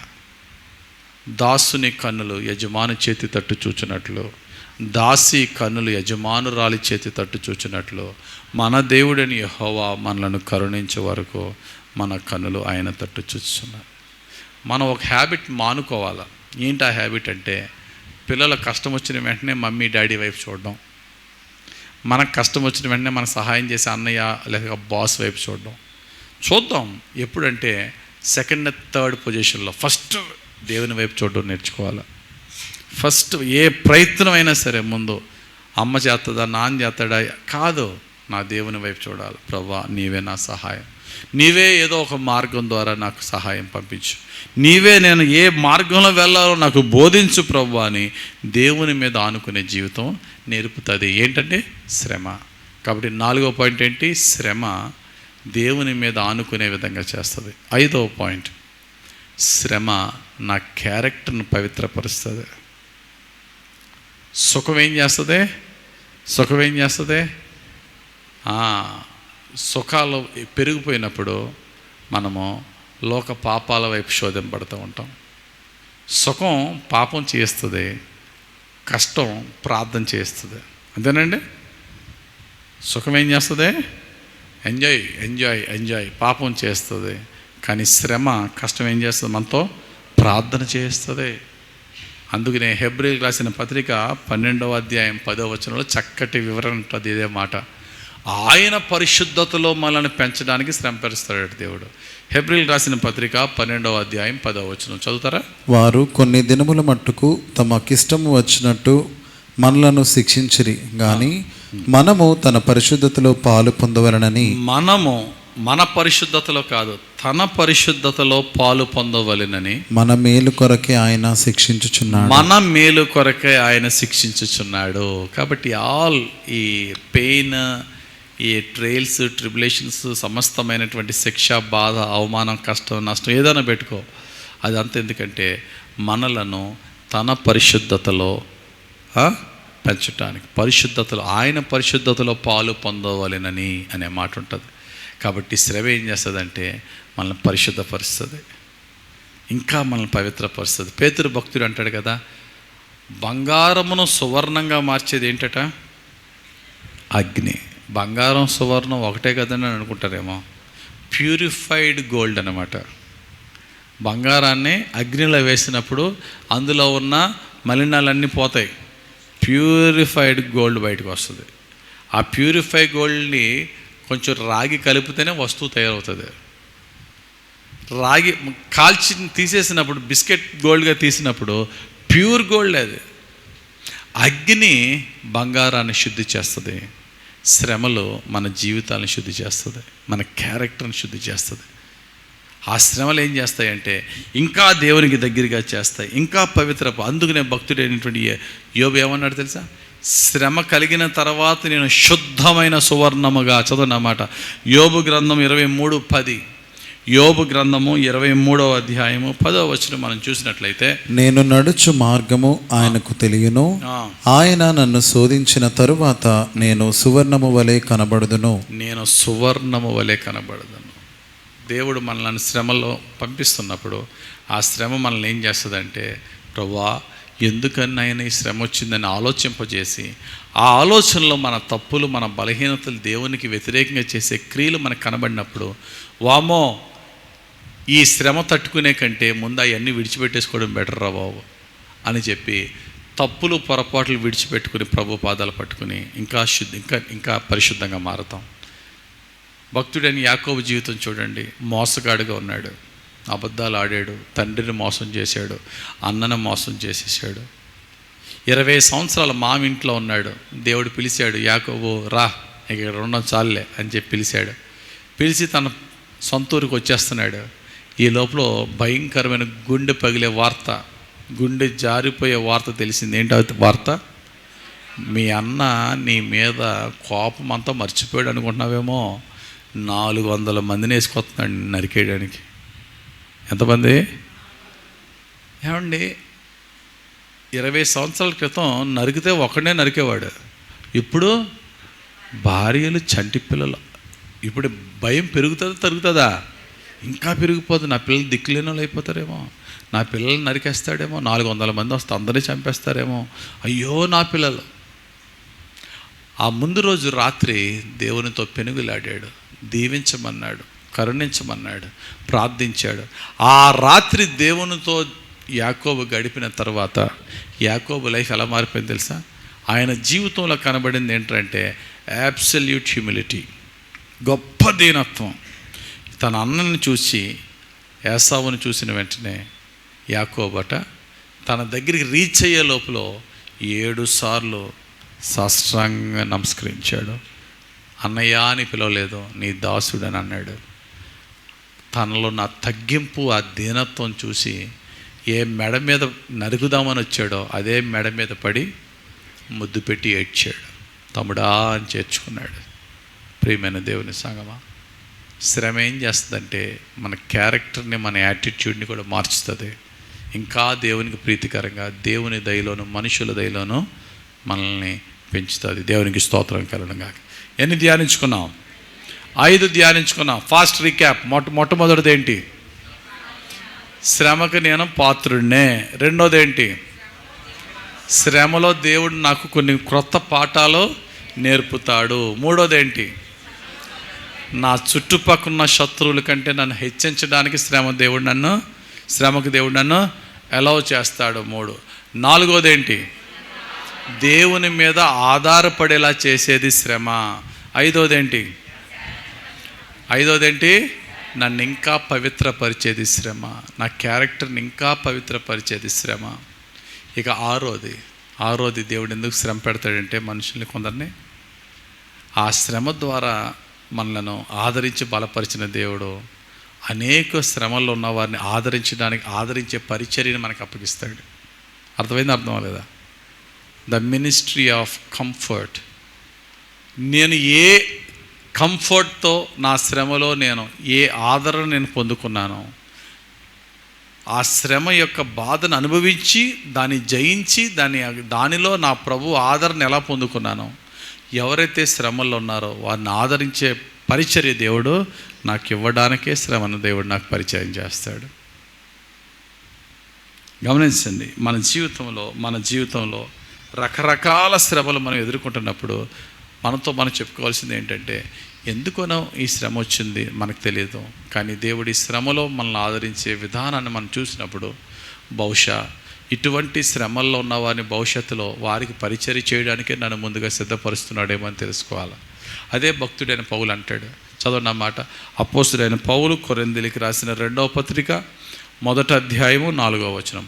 2 Corinthians chapter 1 and verse 4 says, దేవుడు మమ్మను ఏ ఆదరణతో ఆదరించుచున్నాడో ఆ ఆదరణతో ఎట్టి శ్రమలలో ఉన్న వారినైనను ఆదరించుటకు శక్తిగల వారమగునట్లు ఆయన మా శ్రమ అంతటిలో మమ్మను ఆదరించుచున్నాడు.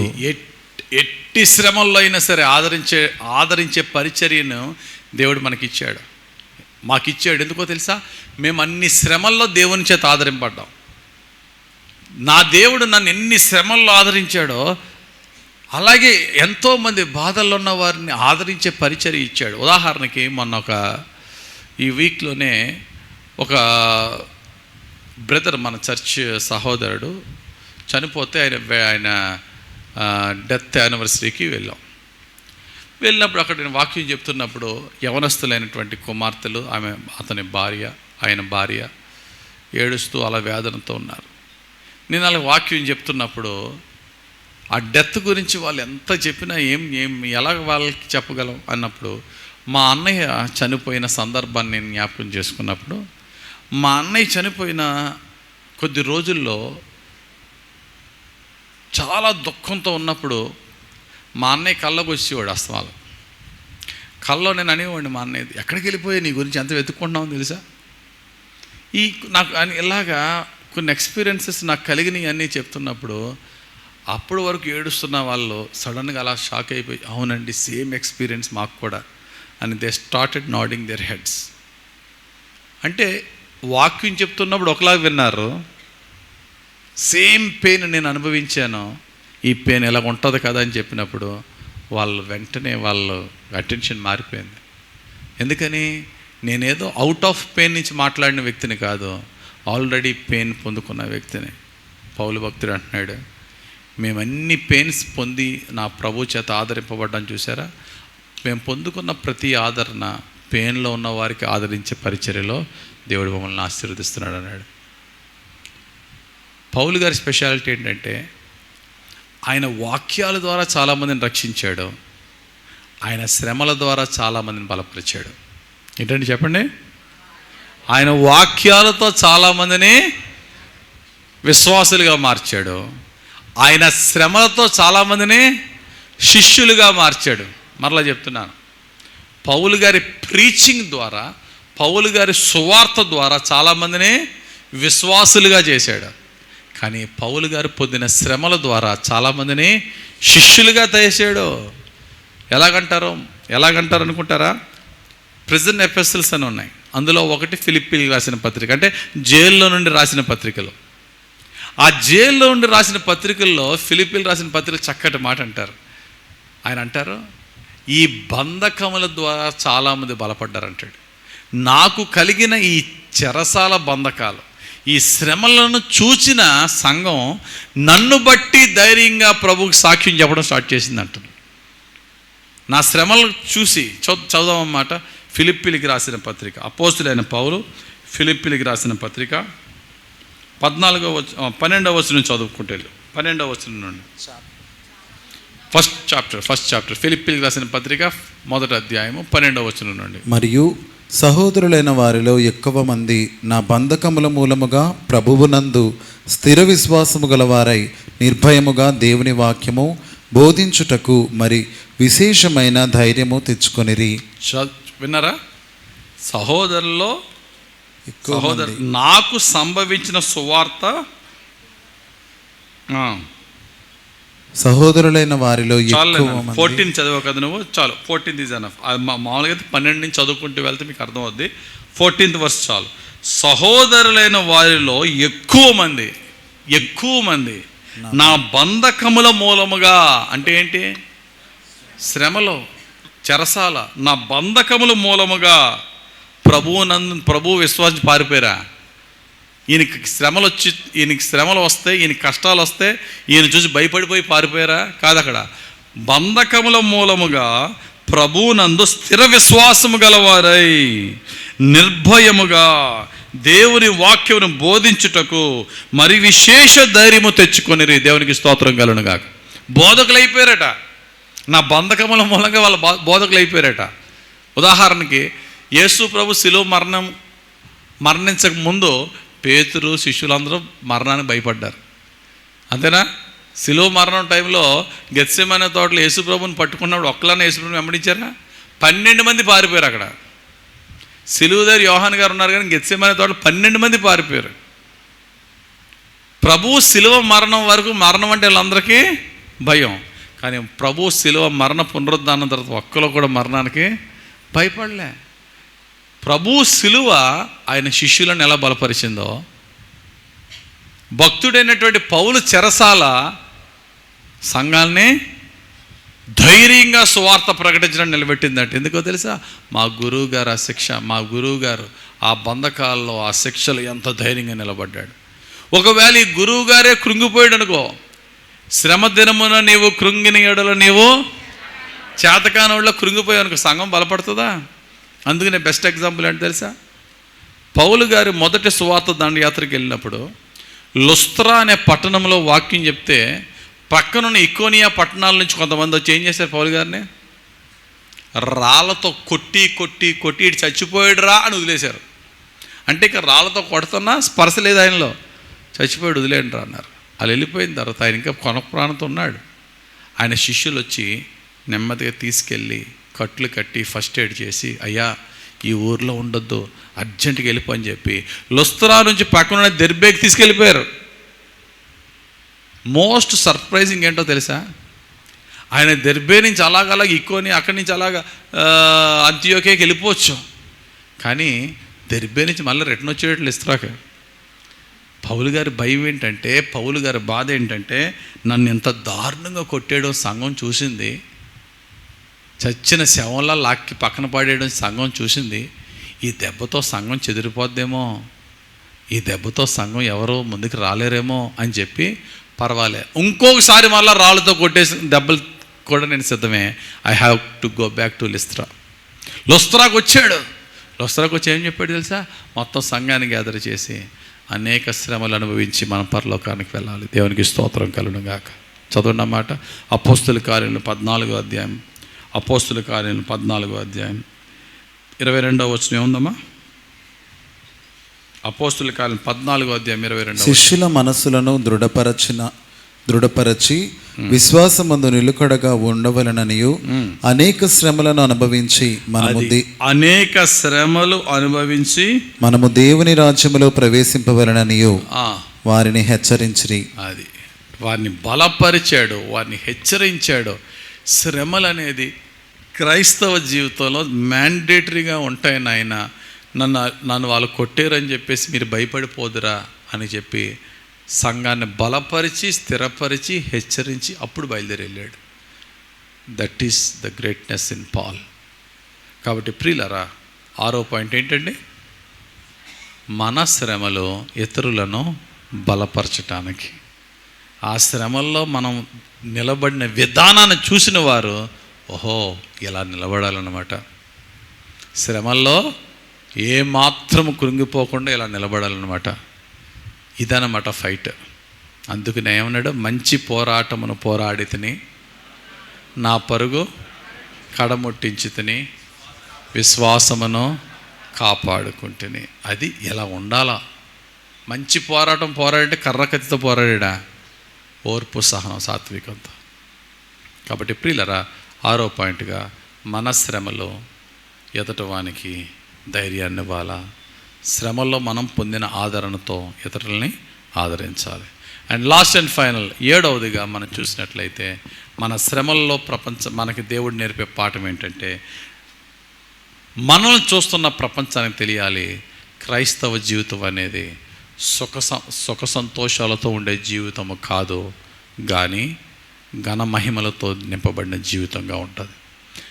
Christian life, the way of Christianity is not pleasureful but glorious.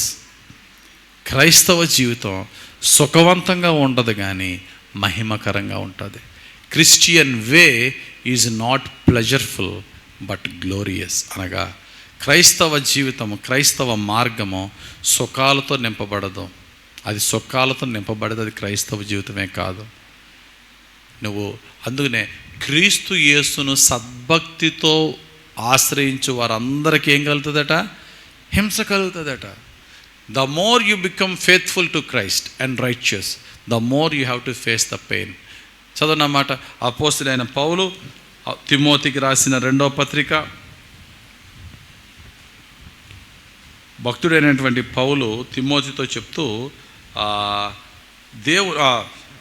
3వ అధ్యాయం 12వ వచనం చదువునా. 2 తిమోతి 3:12. క్రీస్తు యేసునందు సద్భక్తితో బ్రతుకును ఉద్దేశించు వారందరూ హింస పొందుదురు. క్రీస్తు యేసును సద్భక్తితో, నిజంగా నిజమైన భక్తి, దొంగ భక్తి కాదు, వేషధారణ లాంటి భక్తి కాదు, నిజమైన భక్తితో నువ్వు కనుక యేసుని వెంబడిస్తే ఖచ్చితంగా నీకు శ్రమలు వస్తాయి. ఇంకొక మాటలో చెప్పాలంటే మన శ్రమలే మనం సరైన మార్గంలో నడుస్తున్నామనే దానికి ఒక ప్రూఫ్ అన్నమాట. ఒక ప్రూఫ్. ఏంటి ప్రభా నాకు ఈ శ్రమలంటే మనతో మనం మాట్లాడుకోవాలి, ఓహో this is the Christian life. మనం నీతిగా ఉంటూ శ్రమలు, అది నీతిగా ఉంటూ శ్రమలు ఫేస్ చేయడం అనేది క్రైస్తవ జీవితంలో ఒక ఖచ్చితమైనటువంటి విధానం. అందుకనే పేతురు భక్తుడు అంటారు, కొంచెము కాలము మీరు శ్రమ పడిన పిమ్మట, శ్రమ మ్యాండేటరీ అయితే కొంచెము కాలం మీరు శ్రమ పడిన పిమ్మట తానే మిమ్మలను పూర్ణులుగా చేసి స్థిరపరిచి బలపరచును అని పేతురు రాసిన 1వ పత్రిక 5వ అధ్యాయం 10వ వచనంలో ఉంటుంది. మొట్టమొదటిది ఏంటి? 3 మాటలు కూడా ఉపయోగించాడు. పూర్ణులుగా చేయుట, స్థిరపరచుట, అప్పుడు బలపరచుట. ఫస్ట్ ఏంటి? పూర్ణులుగా. పూర్ణమంటే అన్ని విషయాల్లో పెర్ఫెక్షన్. అన్ని విషయాల్లో పర్ఫెక్షన్ అంటే సుఖం తెలియాలి, కష్టం తెలియాలి, అంతేనా? సమృద్ధి తెలియాలి, లేమి తెలియాలి, ఘనత తెలియాలి, అవమానం తెలియాలి, అన్నీ తెలియాలి. తెలియడానికి దేవుడు మనల్ని కొన్ని శ్రమలకు అలౌ చేస్తాడు. తెలియడానికి దేవుడు కొన్నిసార్లు అవమానానికి, అన్యాయానికి, మోసానికి అలౌ చేస్తాడు. అప్పుడు మనతో మనం మాట్లాడుకోవాలి, ఓహో దేవుడు ఈ ఏరియాలో నన్ను ట్రైన్ చేస్తున్నాడేమో, ఈ ఏరియాలో నన్ను బలపరచడానికి దేవుడు నన్ను ట్రైన్ చేస్తున్నాడేమో. ఎందుకంటే without cross nobody could reach crown. సిలువను బైపాస్ చేసి క్రౌన్ను పట్టుకోవడానికి ట్రై చేద్దాం.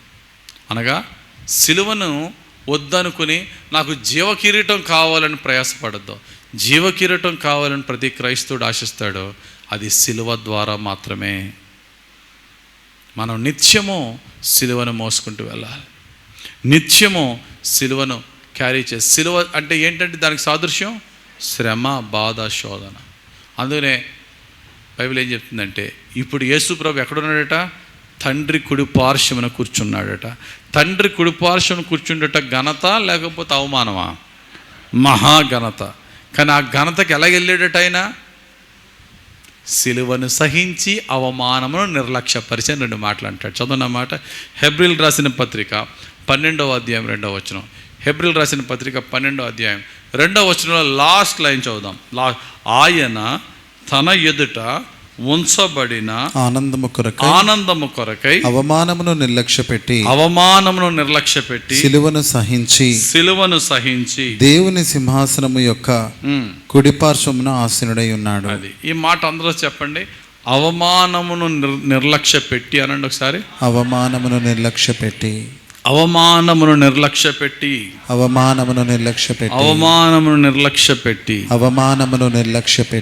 దీన్ని కనుక మనం ఎక్సర్సైజ్ చేస్తాయండి చాలా ఆత్మీయంగా ఎదగలం. ఎందుకంటే అవమానమును నిర్లక్ష్యం చేద్దాం, కానీ చాలా కష్టం అది. యేసు ప్రభు ఎంత అవమానాన్ని నిర్లక్ష్యం చేశాడంటే ఆయన ముఖం మీద ఉమ్మేశారు. మనల్ని అవమానపరిచిన వాళ్ళు ఉన్నారు, కానీ మరి ముఖం మీద ఉమ్మేసిన వాళ్ళు ఉన్నారా? బట్టలు ఓడదీసి కొట్టిన వాళ్ళు ఉన్నారా? పైన మొలకిరటం వేసి దిగ్గొట్టిన వాళ్ళు ఉన్నారా? వెనకాతలు కొట్టి నేను ఎవడు కొట్టాడో ప్రవచించమన్న వాళ్ళు ఉన్నారా? ఎంత దారుణంగా అవమానపరిచారు, అంత దారుణంగా. అట్టి అవమానాన్ని ఏం చేసేటట్టు ఆయన నిర్లక్ష్య పెట్టడం అంటే అర్థం ఏంటి? లైట్గా తీసుకోవడం. ఈజీ అండి. ఒక్క చిన్న మాట అంటే ఇంటికి వెళ్ళి కుమిలిపోతామే. ఎంత మాట అనేసాడు నన్ను, నా పరువు ఎంత పోయింది, తలెత్తుకోలేకపోయాను, ఎలా మర్చిపోతాను ఈ మాటలు. వాళ్ళు చేసిన అవమానం ఇంత అంతా, అవునా కదండి? నాకు కలిగిన అవమానం అసలు ఎంత అవమానం అది, నేను మర్చిపోదామన్నా మర్చిపోలేకపోతున్నాను. ఏంటి ఏ అవమానం? ఒక మాట. కానీ ప్రభు అవమానం ఏంటి? దేవుడిని అడుగుదాం, ప్రభువా నాకు జరిగిన అవమానం ఉంది, కాదనట్లేదు, దాన్నే జ్ఞాపకం చేసి కుమిలిపోకుండా దాన్ని నిర్లక్ష్య పెట్టడానికి సహాయం చేయి, దాన్ని నేను పట్టించుకోకుండా ఉండడానికి సహాయం చేయి. అలాగుంటే ఏంటంటే లాభం?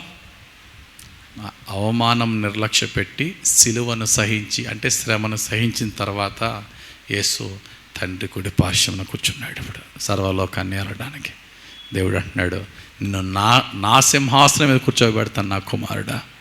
అవమానాన్ని నిర్లక్ష్య పెట్టు, శ్రమను సహించు. ఈ లోకానికి తెలియాలి క్రైస్తవ జీవితం అంటే అవమానాల కష్టాలు వస్తాయి, కానీ క్రైస్తవులు దానికి కుమిలిపోరు, కృంగిపోరు. దేవునికి స్తోత్రం. దానికి మనం ఎక్సర్సైజ్ చేయవలసింది ఏంటి చెప్పండి? అవమానం నిర్లక్ష్య పెట్టి శ్రమను సహించంటే ఓన్లీ ఎక్సర్సైజ్ ఏంటి తెలుసా? ఓర్పు. ఓర్పు దాని క్రియలను నెరవేర్చుకొని అంటాడు అంతే దేవుడు. ఓర్పు, ఓర్చుకో నాయన, ఓర్చుకో, సహించు. చదవండి యాకోబు గ్రంథం 1వ అధ్యాయం 2వ వచనం చదవండి ఒకసారి. యాకోబు గ్రంథం 1వ అధ్యాయం 2వ వచనం నుండి, నా సహోదరులారా మీ విశ్వాసమునకు కలుగు పరీక్ష ఓర్పును పుట్టించునని ఎరిగి, ఓర్పు పుట్టించునని ఎరిగి మీరు నానా విధములైన శోధనలలో పడునప్పుడు అది మహానందమని ఎంచుకొనుడి. మీరు సంపూర్ణులను అనునాంగులను ఏ విషయంలోనైనను కొదువలేని వారునై ఉండునట్లు ఓర్పు తన క్రియను కొనసాగింపనీయుడి. ఓర్పు తన క్రియను కొనసాగింపనీయుడి. కార్యాన్ని కొనసాగించేది ఏంటట? చెప్పండి గట్టిగా. అడ్డొచ్చేది ఏంటట? మన కంగారు. కార్యాన్ని, దేవుని కార్యాన్ని కొనసాగించేది ఏంటి? ఓర్పు. అడ్డొచ్చేది ఏంటి? మనం ఓర్చుకోం, ఈ లోపల ఏదో ఒకటి చేసేయాలి. దేవుడిని అడుగుదాం, ప్రభువా నేను కంగారు పడకుండా ఓర్చుకునే శక్తి నాయన, అవమానం నిర్లక్ష్యం చేసి శ్రమను సహించి ఓర్పుతో నీ వైపు చూస్తాను. తగిన సమయంలో నువ్వు ఖచ్చితంగా నా ఓర్పు నీ కార్యాన్ని నెరవేర్చుతుంది. అంతేగాని దేవుని ప్రశ్నించి, దేవుని శోధించి ఇలా చేయొద్దు. ఒక మాట చదివి నా మాటలు ముగిస్తున్నాను. దేవుడు అంటున్నాడు, అరే నువ్వు పాపాలన్నీ చేసేసి దానికి తగ్గ బాధలు పడుతున్నప్పుడు ఎలా ప్రశ్నిస్తున్నావు అంటున్నాడు దేవుడు. How dare you to question? Can't you remember the terrible things you have done in your past life?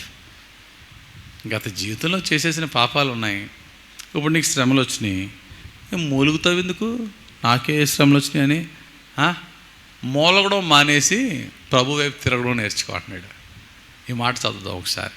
విలాప వాక్యాలు 3వ అధ్యాయం 39-40 వచనాలు. విలాప వాక్యాలు 3వ అధ్యాయం 39-40 వచనాలు. ఏముందమ్మా?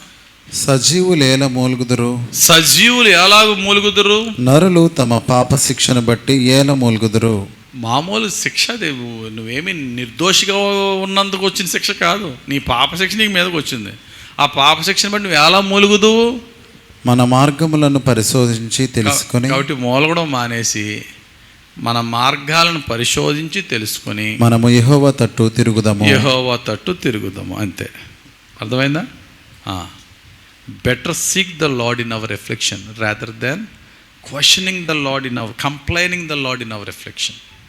మన కష్టాల్లో దేవుణ్ణి ప్రశ్నించి శోధించి మూలిగే కంటే మన కష్టాల్లో ఒక్కసారి మనలో మనం తొంగి చూచుకొని మన బలహీనతలు, మన శ్రమలను, మన యొక్క తప్పులు, మన అపరాధాలను తొంగి చూసుకుని ప్రభు వైపు తిరిగి, ప్రభువా ఈ కష్టాలకు నేను అర్హుడిని నాయన. ఎజ్రా ప్రార్థన చేసినట్టు నువ్వు పంపిన శ్రమలో, మేము చేసిన పాపములు, రెండట్లని చూడగా నువ్వు ఇంకా తక్కువే మమ్మల్ని శ్రమపరిచావు ప్రభువా అనే ప్రార్థనకి మనం చేయగలిగితే దేవుని దయ మనం పొందుకుంటాం. కాబట్టి ఫాస్ట్ రీక్యాప్ చెప్పండి, ఫాస్ట్గా చూడకుండా ఎవరిని చెప్తారా? 7 ఎవరు చెప్తారు చూడకుండా? ఒకసారి నేను చెప్తాను, తర్వాత మీరు చెప్పండి. 7 కూడా నాకు వచ్చిన శ్రమలకి గల 7 కారణాలు. మొట్టమొదటగా నేను చెప్పిన తర్వాత మీరు చెప్తారా మరి? రైట్. మొట్టమొదటగా నాకు వచ్చిన శ్రమకు నేను అర్హుడిని.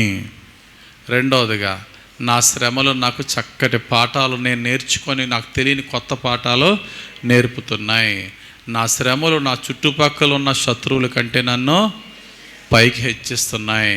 శ్రమలే నన్ను దేవుని మీద ఆధారపడేలాగా చేస్తున్నాయి. శ్రమలు నా క్యారెక్టర్ని ఇంకా పవిత్రపరుస్తున్నాయి. నేను ఏ శ్రమలో ఆదరింపబడుతున్నానో ఇతరులను ఆదరించటానికే నాకు శ్రమలు దేవుడు ఇచ్చి నన్ను ఆదరించి ఇతరులను ఆదరించేలా చేస్తున్నాడు. ఆదరించే పరిచర్యలో వాడుకుంటున్నాడు. ఫైనల్గా క్రైస్తవ జీవితం అనేది సుఖాలతో నింపబడిన జీవితం కాదు, కానీ దేవుని మహిమను మనం ఈ లోకానికి చూపించే జీవితం. Christian life is not pleasureful but glorious. సుఖాలతో కూడింది కాదు, మహిమకరమైనదని లోకానికి చాటి చెప్పడానికి దేవుడు మనకి శ్రమలు ఇస్తున్నాడు. 7 అయిపోయినాయా? మీరు గుర్తుపెట్టుకోండి, ఇంటికి వెళ్ళి ధ్యానించండి. నా శ్రమల్లో ఈ 7 ఎందులో నేను ఫిట్ అవుతానో, నా శ్రమ 7 కూడా ఫిట్ అవుతానా చెక్ చేసుకోండి. లాస్ట్లో చెప్పిన వాక్యం గుర్తుందా?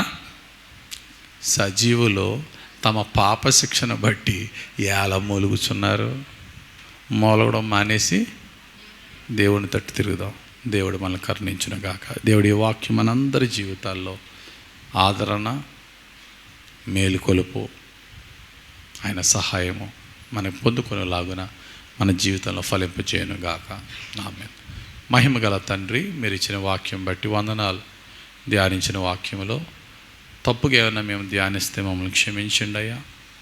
మా తప్పులను మా పాపములను మాలో పెట్టుకుని నాకెందుకు ఈ శ్రమ వచ్చింది, నన్ను దేవుడు పరీక్షించట్లేదా, నన్ను దేవుడు చూడట్లేదా, నా ప్రార్థన వినట్లేదా అనే ఆలోచన స్థితిలో అయ్యా మా కష్టాల్లో మేము అలా బలహీనం అయిపోతున్నాం నాయన. ఈ వాక్యంతో మమ్మలను బలపరిచి ఉన్నారు, నమ్ముచున్నాను. ఒకవేళ ఇక్కడున్న వారిలో ఎవరైనా ఈ వాక్యం వింటున్న వారిలో కానీ వారి శ్రమలను బట్టి కృంగిపోతూ ఉంటే ఈ వాక్యంతో వారి జీవితాన్ని ఒక్కసారి పరిశీలన చేసుకునటానికి, ఇంకనూ వారికి తెలియకపోతే నీ ఆత్మ సహాయం ఇచ్చి వారిని సర్వసత్యంలో నడిపించి నీ సత్యముతో ప్రతిష్ఠించి నీ ఆత్మతో బలపరిచి నీ కృపతో ఆదరించమని, ఆ శ్రమల్లోనైనా నీ వాక్యం చెప్పావు. మా థ్రెషోల్డ్ లిమిట్ ఎంతో నీకు తెలుసు నాయన, మేము ఎంతవరకు సహించుకుంటామో నీకు తెలుసు నాయన. కొరింథీయులు రాసిన 1 పత్రిక 10:13 చెప్పావు, మీరు తట్టుకోలేనంత శ్రమ నేను మీకు ఇవ్వను, ఒకవేళ వస్తే వే అవుట్ తప్పించుకునే మార్గాన్ని ఇస్తానన్నా. నీవే నీ పిల్లలమైన మేము ఎవరు నీ వైపు చూస్తున్నాము. మా అందరికీ మా శ్రమల్లో మాకు విజయము, తట్టుకోలేని శ్రమలో తప్పించుకునే మార్గం ఇచ్చి నీ కృపతోనే, నీ ప్రేమతోనే, నీ పరిశుద్ధాత్మతోనే మమ్మల్ని బలపరిచి నీ మహిమ ఐశ్వర్యములో ధ్యానించిన వాక్యము మా జీవితంలో దీవెనకరంగా నెరవేర్చి మమ్మల్ని ధన్యులుగా దీవించమని యేసుక్రీస్తు ప్రభు అతి పరిశుద్ధ నామములో నీ పాదాలకు మమ్మల్ని అప్పగించుకొని ప్రార్థించి వేడుకొనిచున్నాము తండ్రి. ఆమెన్. God bless you.